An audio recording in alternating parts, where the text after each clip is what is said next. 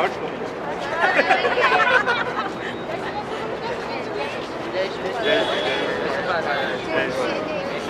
लोग ये third communion वाले हैं।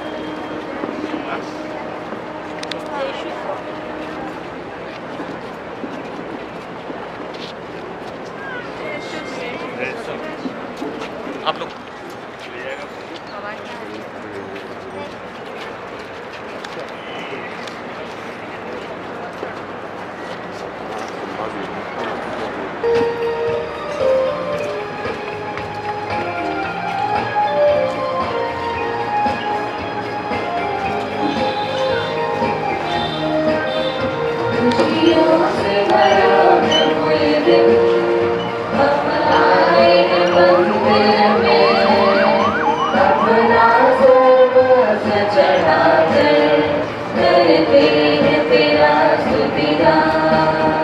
खुशियों से भरा प्रभु ये दिन, हम आए हैं मंदिर में, अपना सर्वस्व चढ़ाकर करते हैं तेरा स्तुतिगान।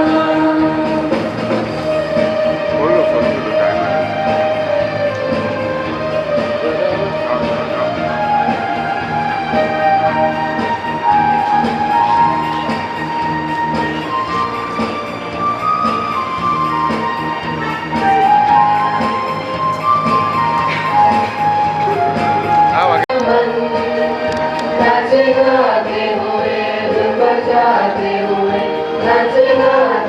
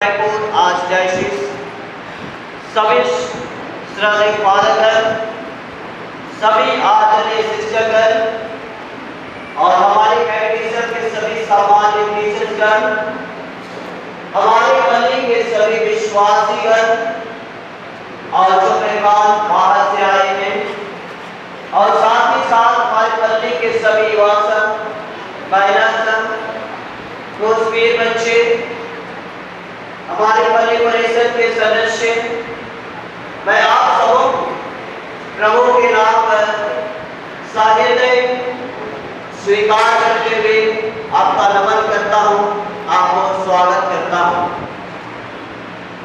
आइए हम स्वागत स्वरूप हम एक दूसरे के लिए जोरदार ताली बजाएं और हमारे बीच में होते स्वागत। तत्पश्चात आज हम सबों के लिए 35 candidates of confirmation and 30 candidates of first communion। आज हम इन बच्चों के लिए विशेष रूप से प्रार्थना करते हैं और हमारे घरेलू हमारे बिशप स्वामी जी आज उनके लिए मिस्सा बलिदान चढ़ाएंगे। मैं आप लोगों से भी आग्रह करता हूँ कि आप हमारे साथ साथ हमारे इन 22 जो कंफर्मेशन संस्कार लेने वाले हैं और 30 वाला पवित्र कम्युनियन लेने वाले, हम सबों उनके लिए विशेष रूप से प्रार्थना करने की जरूरत है।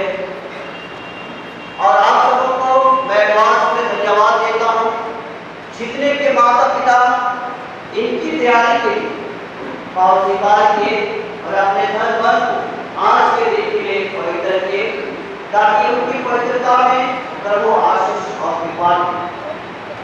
मैं इस शब्दों से अपने शब्दों को गुणगान देता हूँ। अभी मैं मोस्ट फेवरेट नाम का विचार देता हूँ।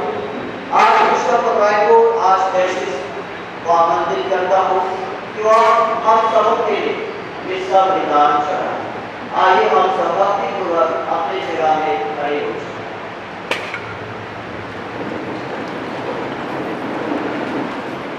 हम प्रार्थना करें।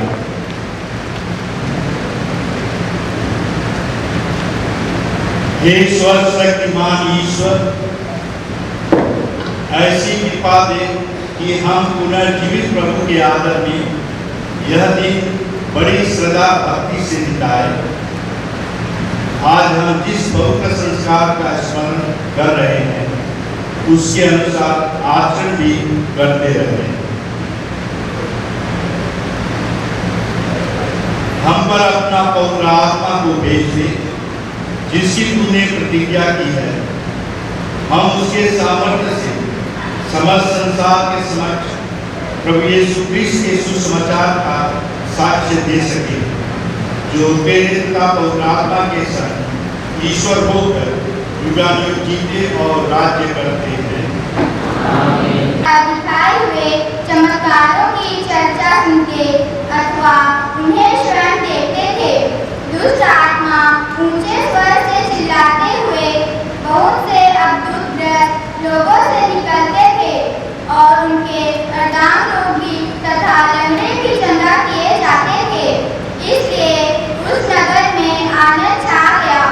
जब यरूशलेम में रहने वाले प्रेरितों ने यह सुना कि समारिया ने ईश्वर का वचन स्वीकार कर लिया, तो उन्होंने पेट्रुस और यूहन्ना को उनके पास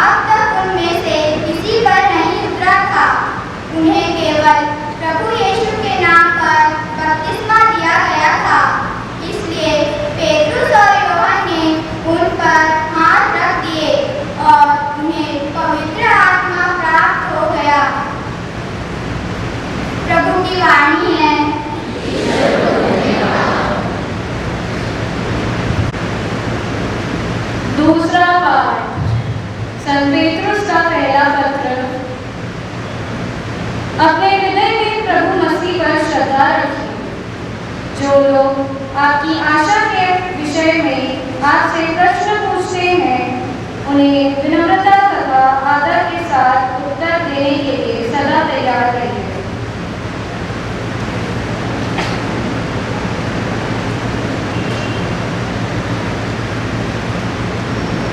अपना अंतःकरण शुद्ध रखिए। इस प्रकार जो लोग आपको बदनाम करते हैं और आपके भले मसीही आचरण की निंदा करते हैं, उन्हें लज्जित होना पड़ेगा।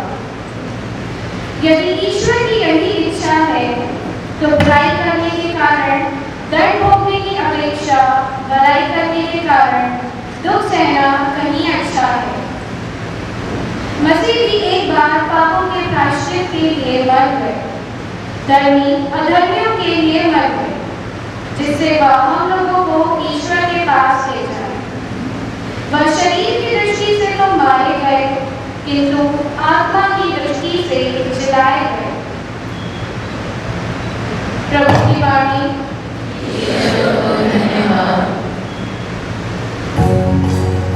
जय घोष।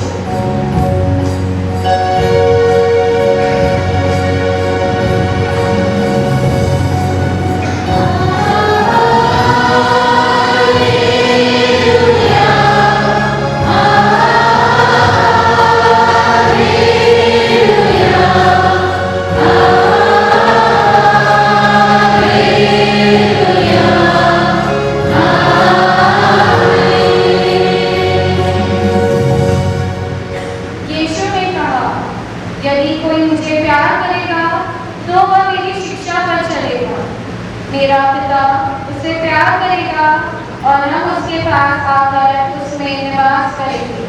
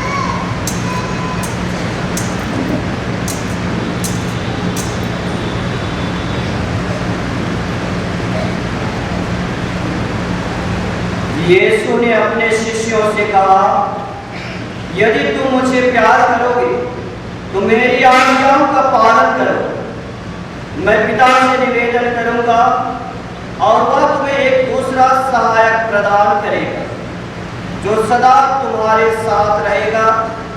वह सत्य का आत्मा है, जिसे संसार ग्रहण नहीं कर सकता, क्योंकि वह उसे ना तो देखता है और न पहचानता है। तुम उसे पहचानते हो, क्योंकि वह तुम्हारे साथ रहता और तुम में निवास करता है। मैं तुम लोगों को अनाथ छोड़ कर नहीं जाऊंगा। मैं तुम्हारे पास आऊंगा। थोड़े ही समय बाद संसार मुझे फिर नहीं देखेगा, तुम मुझे देखोगे, क्योंकि मैं जीवित रहूंगा और तुम भी जीवित रहोगे। उस दिन जान जाओगे कि मैं पिता में हूँ और तुम मुझ में और मैं तुम में। जो मेरी आज्ञाओं को जानता, उसका पालन करता है, वही मुझे प्यार करता है, और जो मुझे प्यार करता है उसे मेरा पिता प्यार करेगा, और उसे मैं भी प्यार करूंगा और उस पर अपने को प्रकट करूंगा।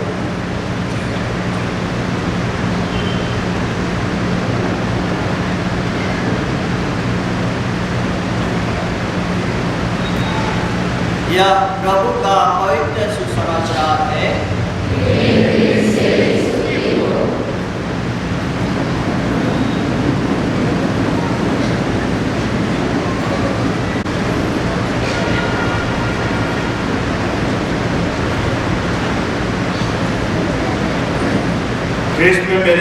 प्रिय भाई और बहनों और प्यारे बच्चों,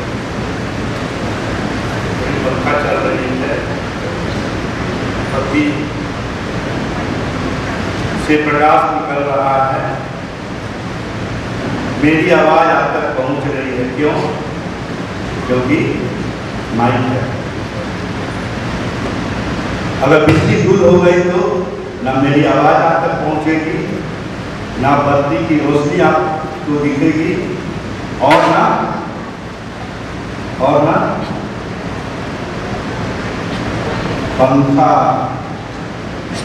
पंखा भी बंद हो जाएगा। कहने का मतलब ये सब होते हुए भी केवल बिजली नहीं रहेगी तो ये सब ठप हो जाएगा। आजकल कई प्रकार की गाड़ियां निकल रही है, कई कंपनियों का गाड़ी है, 2 व्हीलर 4 व्हीलर, लेकिन सब अगर उसमें ईंधन नहीं हो तो चलेगा।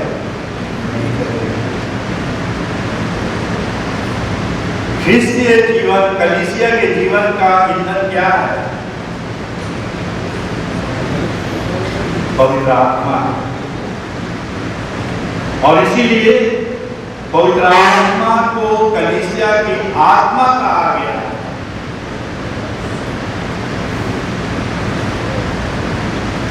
और इसीलिए पवित्र आत्मा से हमें प्रार्थना करने की जरूरत है। हम लोग पूछते हैं ईश्वर कितने हैं, तो आपका क्या जवाब होगा? कितने हैं? और उसमें कितने जन हैं? कौन कौन? पिता का तो फोटो दिखा देते हैं, पुत्र का भी फोटो दिखा देते हैं, लेकिन पवित्र आत्मा तो कबूतर के रूप में दिखाते हैं। कबूतर है क्या?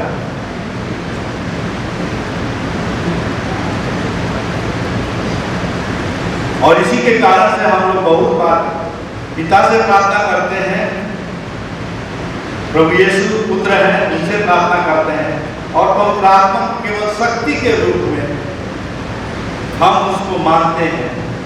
लेकिन हमारे विश्वास के अनुसार पवित्र आत्मा व्यक्ति है, पवित्र आत्मा के तीसरे जन है, पवित्र तत्व के तीसरे जन है। और इसीलिए आज हमें तीनों पाठों में विशेष रूप से पवित्र आत्मा हमारे जीवन में, कलीसियाई जीवन में किस तरह से क्रियाशील होता है हमें बताया गया है। कल मेरे साथ भी एक घटना हो गई, मेरे साथ नहीं, बहुतों के साथ जो मेरे साथ यात्रा कर रहे थे। कल सुबह मैं 4:30 बजे सेंट जॉन मेडिकल कॉलेज से एयरपोर्ट के लिए निकला, समय पर पहुंचा, सब कुछ हो गया। 7:30 बजे हवाई जहाज को उड़ना था, रनवे पर गया। 15 मिनट रुकने के बाद पायलट कहता है टेक्निकल खराबी के कारण से हमें लौटना पड़ेगा। आए 2 घंटा हम लोग वहाँ पर, इंजीनियर आए, सब देखे। उसके बाद पायलट ने कहा क्षमा करिएगा, बिजली की सप्लाई जो थी, नहीं पड़ रहे हैं, दूसरा भी मैं क्या कर देंगे, पिता पुत्र और पवित्र आत्मा तीन नाम,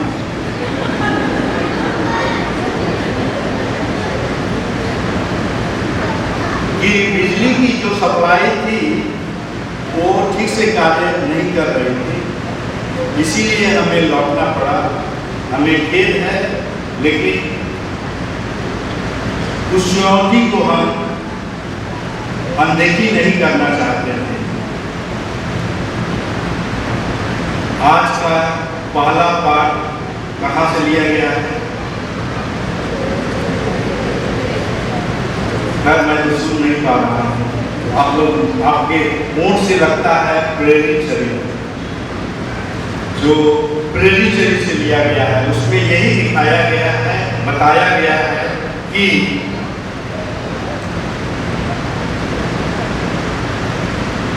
कि जब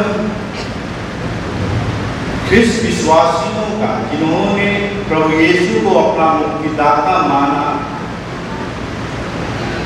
उनको ऊपर सताहट हुई, अत्याचार होना शुरू हो गया। यरूशलेम में वहां पर स्टीफन को पत्थर मार करके उन्होंने मार डाला और जितने भी ख्रिस्त विश्वासी थे उन पर यातनाएं करने लगे। और फिलिप, एक जो उपयाजक थे, डीकन थे, वे ऐसी जगह में जाते हैं समारिया। आपको याद होगा कि जब प्रभु यीशु क्रिस्त समारिया के जाने वाले थे तो लोगों ने उन्हें स्वीकारने से अस्वीकार कर दिया था। एक विरोध था।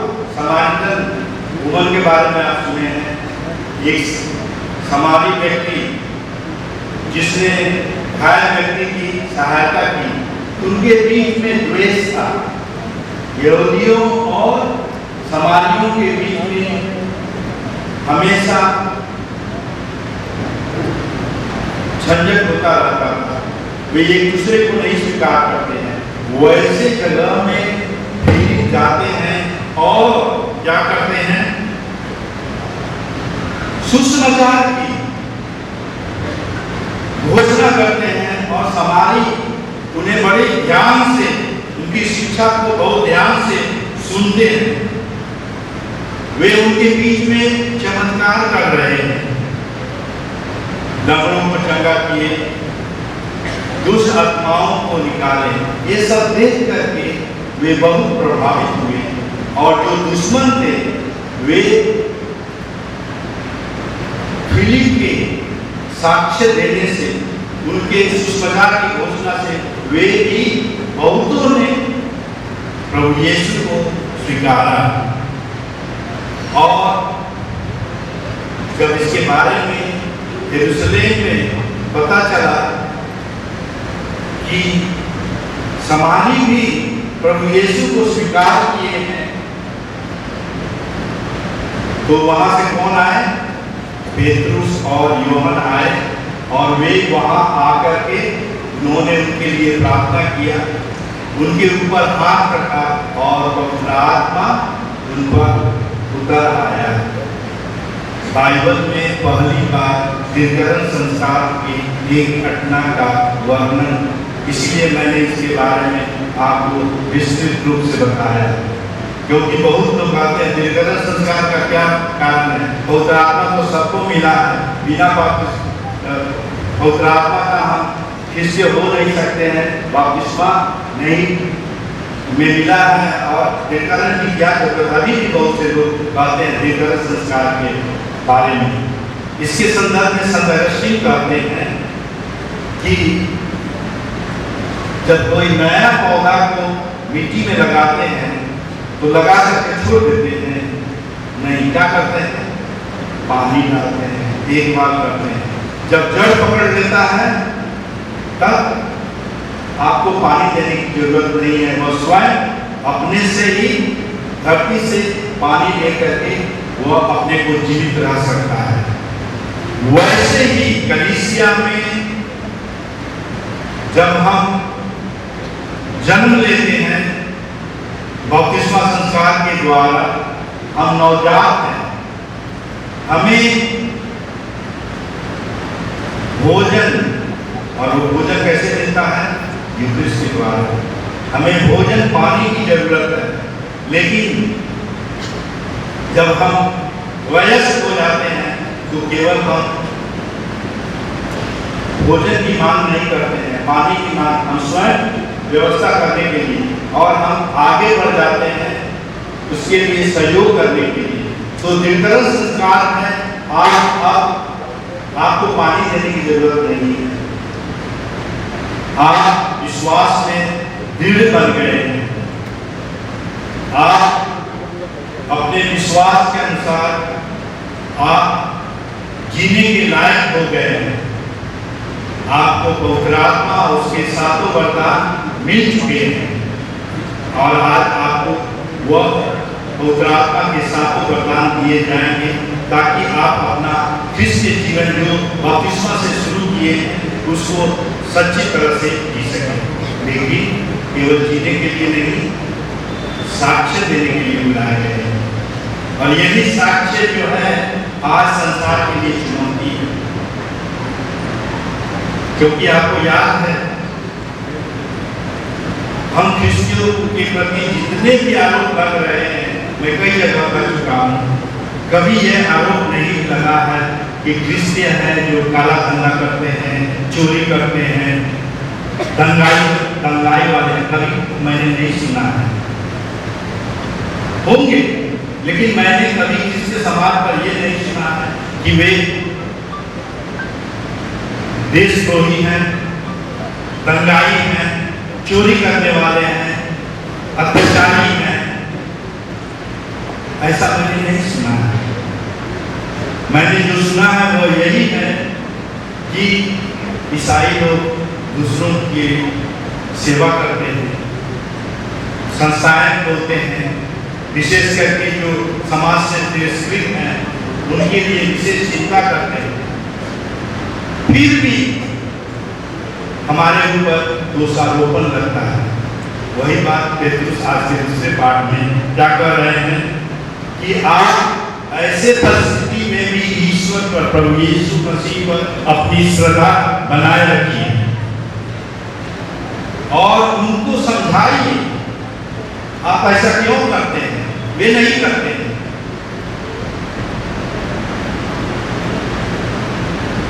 हमें क्षमा मांगने से पहले क्षमा कर देने की जरूरत है। हमें भोजन खाने से पहले हमें अगर हमारे पास है तो हमें देखना है कि हमारे पड़ोसी के पास भोजन है। हमें दूसरों के लिए, क्योंकि यही आज्ञा प्रभु यीशु ने हमें दिया है, जैसा मैंने तुमसे प्यार किया है तुम एक दूसरे को प्यार करो, ऐसा करते हैं। तो पेतरुस आज के पाठ में विश्वासियों को कहते हैं कि गलती करने पर दंड भोगने से अच्छा है कि अच्छा करने पर भी अगर आपको अपमानित किया जाता है, दंडित किया जाता है, तो ये ईश्वर की महिमा है।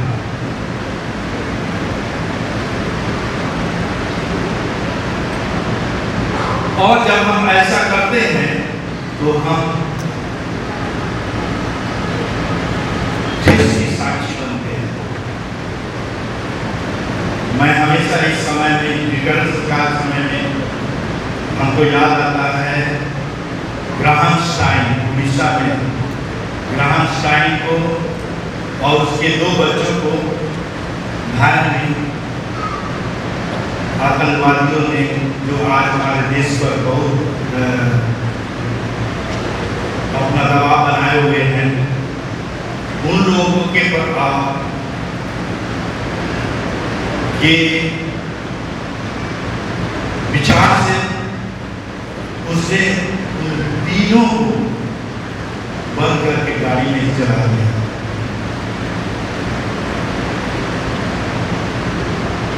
इतनी खतरनाक, इतनी दर्दनाक घटना मानव जाति के लिए संसार करने वाले थे, लेकिन वे लोग इससे थोड़ी भी विचलित नहीं हुए। लेकिन उनकी पत्नी, ग्राहम स्टाइन की पत्नी से जब पत्रकारों ने पूछा आपके पति और 2 बच्चे को आपकी क्या प्रतिक्रिया है, तो उन्होंने कहा कि मैं उन्हें क्षमा करती हूँ, मैं उन्हें क्षमा करती हूँ। पत्रकारों ने कहा कैसे संभव है, एक महिला जो अपने 2 बच्चों को और अपने पति को खो दी है, उन अपराधियों को कैसे क्षमा कर सकती है? इसका जवाब यह प्रभु यीशु ने हमें सिखाया है और वही हमें शक्ति देते हैं। वह पवित्र आत्मा से परिपूर्ण होकर के उसने जो साक्ष्य दिया यहाँ तक कि उस समय के गवर्नर चांडी, प्रोफेसर चांडी जो गवर्नर थे मध्य प्रदेश भोपाल में, जब उस व्यक्ति को दंडित किया गया था, आजीवन कारावास दिया गया था, मृत्यु दंड का भी शायद प्रावधान था, जब उनके कहा गया कि उनके क्षमा कर दिए गए हैं, तो गवर्नर ने कहा था ये वाक्य ऐसे कि यह सिर्फ और सिर्फ ईसाइयों के लिए संभव है। प्यारे भाइयों और बहनों, ये जो चमत्कार जो हमारे जीवन में कभी दिखता है, यह पवित्र आत्मा की शक्ति है। वही पवित्र आत्मा जो हम सबों ने ग्रहण किया, और इसीलिए प्रभु यीशु आके सुसमाचार में हम सुनते हैं कि अगर तुम मुझसे प्यार करते हो, करोगे तो मेरी आज्ञाओं का पालन करोगे। उनकी आज्ञा क्या है? ईश्वर को और एक दूसरे को प्यार करो। और वे कहते हैं और जानते हैं कि उनके इस संसार से चले जाने के बाद उन पर कई अत्याचार होंगे, जो हुआ भी, और इसीलिए उन्होंने कहा कि तुम घबराओ नहीं, मैं पिता से निवेदन करूंगा कि वह तुम्हें एक दूसरा सहाय प्रदान करेगा जो सदा तुम्हारे साथ है। प्यारे भाइयों और बहनों, जो पवित्र आत्मा प्रभु यीशु ने प्रतिज्ञा की शिष्यों को आज दुनिया के अंत तक हमारे साथ है, क्या हम उसकी उपस्थिति अनुभव करते हैं?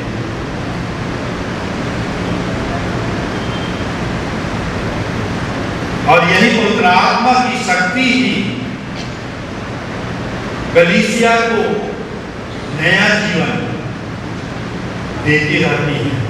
कलीसिया हमेशा पुरानी नहीं हुई है। 2000 वर्ष जाने के बाद भी कलीसिया को वह पवित्र आत्मा संचालित करता रहता है, और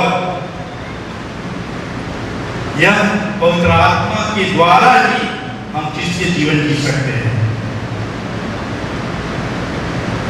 अब मेरा एक प्रश्न है, हम सबको पवित्र आत्मा मिला है,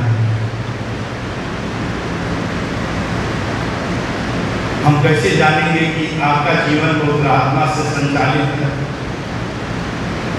कैसे जानेंगे?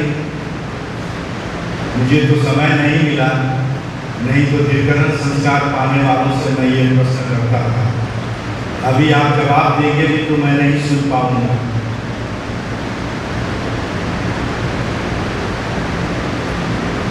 कैसे मालूम होगा?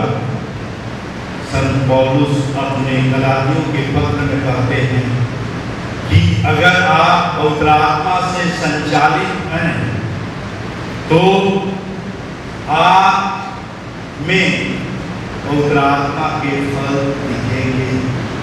पेड़ की पहचान उसके फल से होती है। बोलते हैं ना, ये अच्छा पेड़ है, ये मीठा फल देता है। कैसे जानते हैं? पत्ता देख करके नहीं, फल देख करके। वैसे ही जब हमारे जीवन में पवित्र आत्मा के फल दिखते हैं तो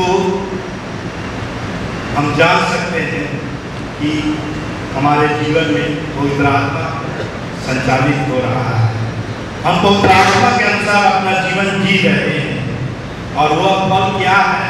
संत पौलुस अपने गलातियों के पत्र में अध्याय 5 उसके बाद में पढ़िएगा, बहुत दिया गया है कि प्रेम, आनंद, शांति, धैर्य, दयालुता, भलाई, उदारता, सौम्यता, वफादारी, विनयशीलता, आत्मसंयम, शुद्धता, ये सब दिखता है। एक कोई गाली देता है तो तुरंत हम गाली देते हैं, बदले की भावना लाता है।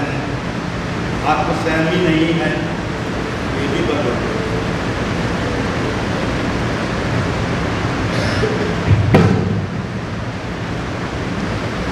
ये शायद कह रहे हैं कि आप मत कीजिए शर्म।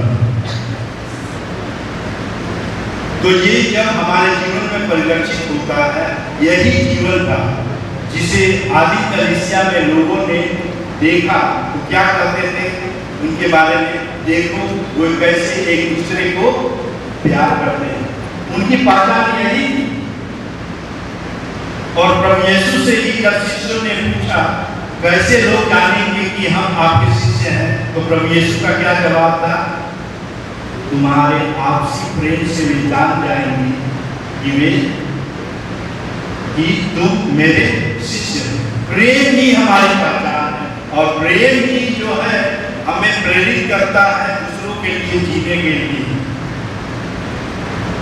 मैक्सिमिलियन को जिन्होंने अपना जीवन एक दूसरे को बचाने के लिए दिया, उनका जीवन उनके लिए प्रिय था, लेकिन प्रभु यीशु के और पवित्र आत्मा से प्रेरित होकर उन्होंने अपने को दूसरे के जगह पर मरने के लिए तैयार हो गए। यह एक ऐसी शक्ति है, प्रेम की शक्ति है, जो दुनिया को बदल सकती है।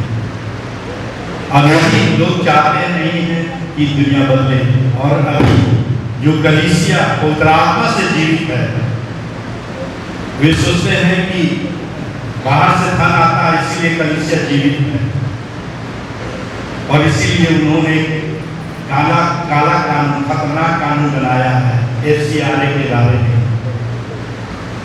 चुपके चुपके बहुत सारे ऐसे कानून बनाए हैं जो कलीसिया को, एक उदाहरण मैं दूंगा, इसे हमें सबों को जानने की जरूरत है।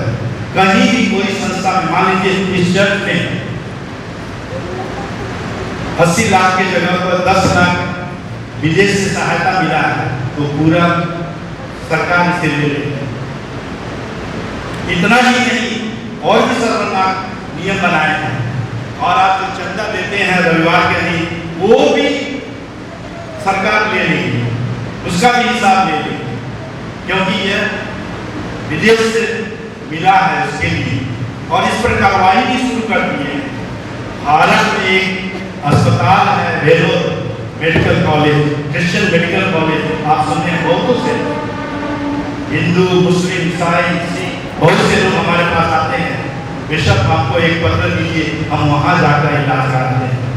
क्योंकि दो बात से कि वहाँ पर व्यर्थ का खर्च नहीं किया जाता है, कॉर्पोरेट वर्ल्ड में प्रमोट किया जाता है कंपनियों को, वहाँ पर जो मरीज की जरूरत होती है उसके अनुसार उसके विरुद्ध में कार्य शुरू कर दिए हैं। वे लोग क्रिश्चियन मेडिकल कॉलेज के जो पूरे भारत में जाना जाता है, जो गरीबों की सेवा में, निस्वार्थ सेवा में समर्पित है, उस पर वे कार्य शुरू कर दिए हैं। क्योंकि जितने भी मरीज से आप पैसा लेते हैं वो आपका नहीं है, वो विदेशी फंड ही माना जाएगा। अभी दलितों, जिसके दलितों और मुसलमानों के लिए उन्होंने क्या कहा है कि उन्हें वो आरक्षण, वह जो सुविधाएं मिलती हैं उन्हें नहीं दिया जाएगा। बोलते हैं कि हमारा देश संविधान से चलता है, किसी धर्म विशेष से नहीं। हमारे किसी धर्म में ऊंच नीच की बात नहीं है, लेकिन सर्वोच्च न्यायालय ने धर्म के आधार पर यह कहा है कि इन्हें नहीं मिलेगी, वो संविधान के अनुसार चलने वाले हैं, और ये ऐसी बातें हो रही हैं।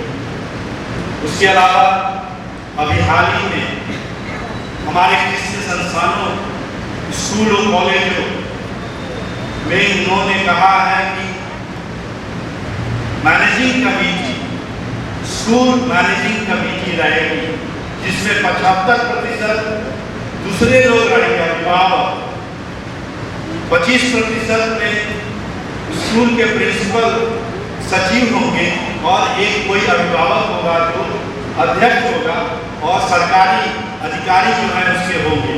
कहने के मतलब कि हमारे संस्थाओं को लूटने, चुराने और नष्ट करने के लिए ये सरकार प्रतिबद्ध है। पहले ही सामाजिक संस्थाओं में काम करने पर धर्मांतरण का आरोप लगा करके उन्होंने कई तरह की कानून बना दिए हैं। इस बातों को गंभीरता से समझने की जरूरत है। मैंने फादर उमर से और हर एक पल्ली पुरोहितों से कहा कि एक दिन जो कानून विशेषज्ञ है, कानून के जानकार हैं, सरकार क्या क्या नियम बना रही है, ये केवल पुरोहितों के लिए नहीं, धर्मवानों के लिए नहीं, किसी भी ईसाई के लिए। सबसे खतरनाक है कि कोई व्यक्ति कह देगा कि अजय हमसे कह रहे थे कि तुम ईसाई बन जाओ तो तुमको हम नौकरी दिलवा देंगे, बिना पूछे। फादर अजय नहीं, अजय वो जेल में चले जाएंगे। एक उदाहरण दे रहा हूं। और अब उनको मिस्टर अजय को, आप लोग फादर को सोच रहे हैं, मिस्टर अजय को अब साबित करना होगा कि मैंने नहीं कहा, यह गलत कहा। ऐसा दो से अधिक व्यक्ति कह देंगे कि हमको धर्म परिवर्तन कराया गया है, आजीवन कारावास मिलेगा, ये पागलपन है। और इसीलिए अंत में मैं यही कहना चाहूंगा, जो दिव्यकरण सरकार हम सबों ने ग्रहण किया है, जो उम्मीदवार क्या ऐसे परिस्थिति में आप अपने विश्वास के साक्षी देने के लिए कहते हैं कि सोना आग में तपकर ही चमकता है। बहुत पहले 40 वर्ष पहले एक बैठक थी जिसमें एक प्रश्न किसी ने कहा कि भारत में भी ईसाई क्रिश्चियनिटी 2000 वर्ष पहले आए, लेकिन इसका विकास अधिक नहीं हुआ जो अन्य देशों में हुआ।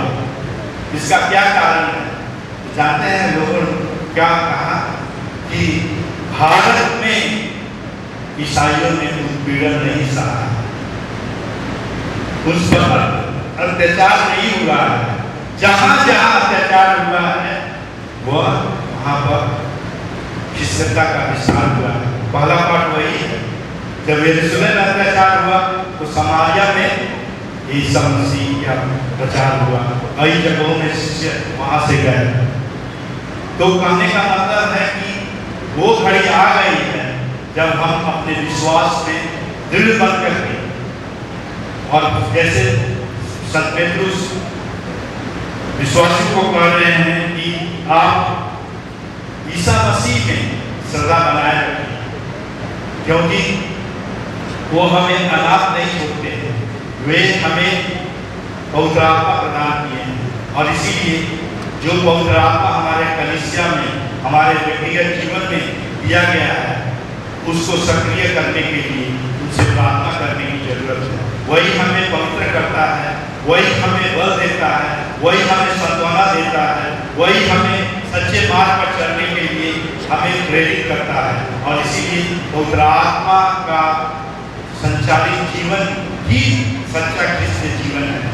केवल अपने बौद्धिक और इस वचन भी हम केवल पवित्र आत्मा के प्रकाश में ही हम समझ सकते हैं।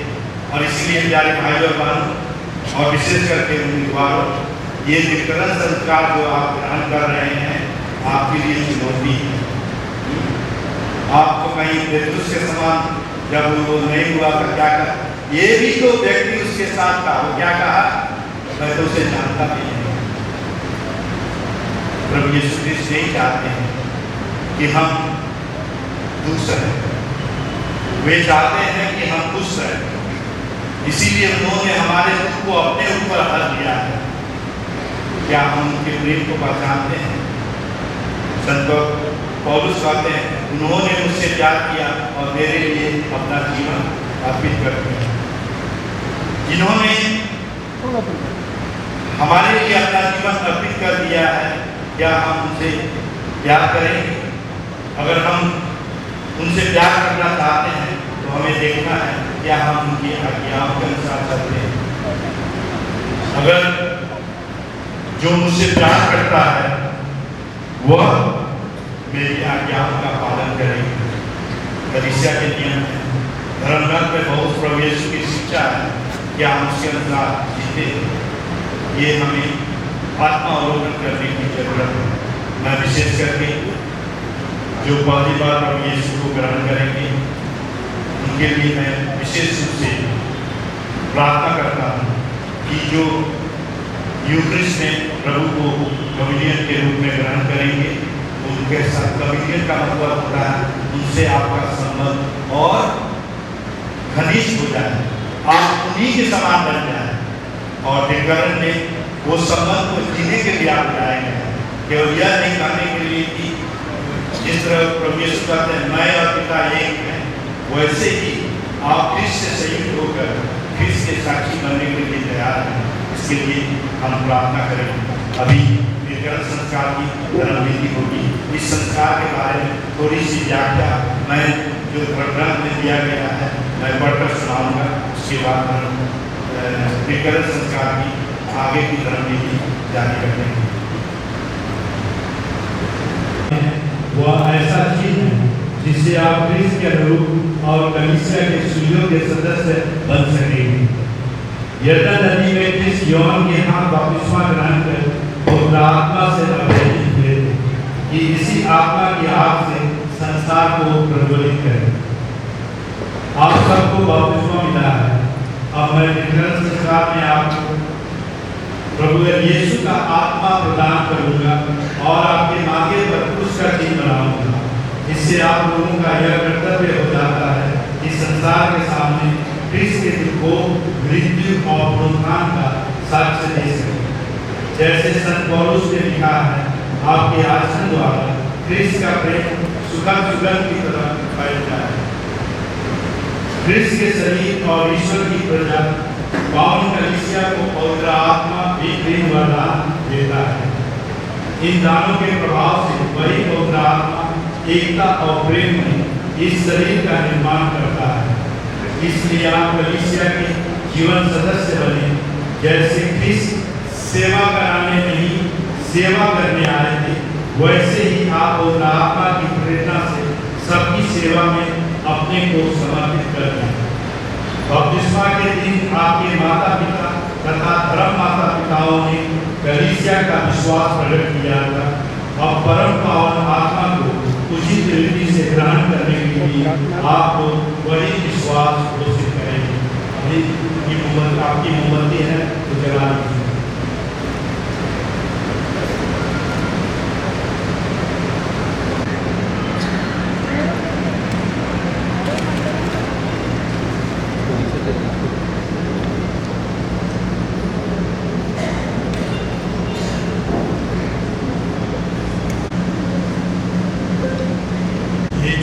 है यह भी हमारे दिनकरण संस्कार से ही जुड़ा है। हमें एक दूसरे की सहायता करने की जरूरत का जवाब उम्मीदवार जोर से देंगे, बाकी हम सब मन ही मन देंगे ना। क्या आप लोग शैतान का उसके सभी कार्यों और प्रपंचों का परित्याग करते हैं? जी हाँ, परित्याग करते हैं। ये हो गया।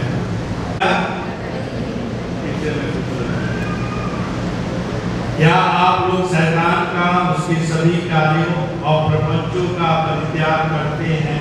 जी हाँ, मैं परित्याग करता हूँ। क्या आप लोग स्वर्ग और पृथ्वी के सृष्टिकर्ता स्वर्ग शक्तिमान पिता ईश्वर पर विश्वास करते हैं? जी हाँ, मैं विश्वास करती हूँ। क्या आप लोग यीशु ख्रिस्त पर जो ईश्वर के एकमात्र पुत्र और हमारे प्रभु हैं, जो कुमारी मरियम से जन्मे, हमारे लिए क्रूस पर मरे, दफनाए गए और पुनर्जीवित होकर पिता के दाएं विराजमान हैं, विश्वास करते हैं? जी हाँ, मैं विश्वास करता हूँ।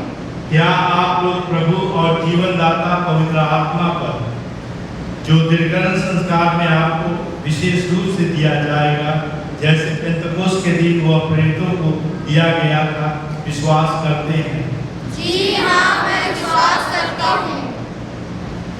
क्या आप लोग पवित्र कैथोलिक कलीसिया, धर्मियों के संबंध, पापों की क्षमा, शरीर के पुनरुत्थान और अनंत जीवन पर विश्वास करते हैं? जी हाँ, मैं विश्वास करता हूँ। यही हमारा विश्वास है, यही कलीसिया का विश्वास है। इसे हम अपने प्रभु यीशु ख्रिस्त में सविमान स्वीकार करते हैं।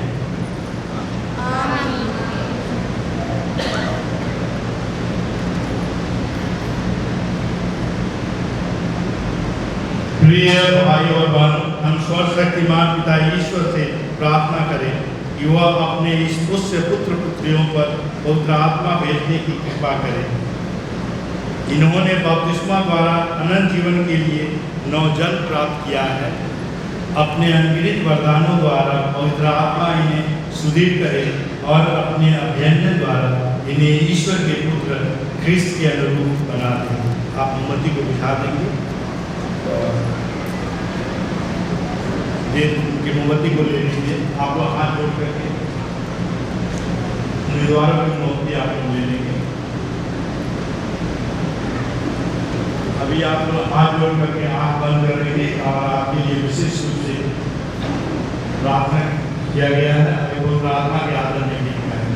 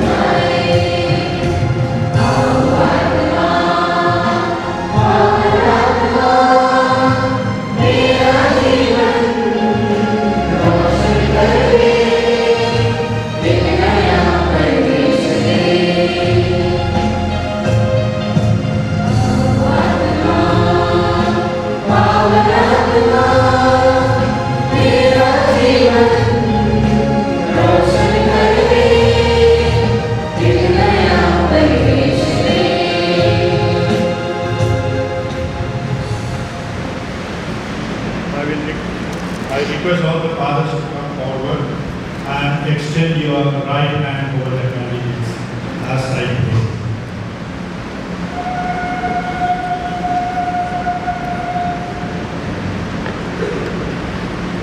हे हमारे प्रभु यीशु क्रिस्त के पिता, सर्वशक्तिमान ईश्वर, तूने जल तथा पवित्र आत्मा के द्वारा अपने इन सेवक सेविकाओं को नवजीवन देकर इन्हें पाप की दासा से मुक्त किया है। इन पर पवित्र आत्मा को भेज दे, जो इनकी सहायता और पथ प्रदर्शन करे। हे पिता, इन्हें पवित्र आत्मा के सातों वरदान देने की कृपा कर, प्रज्ञा और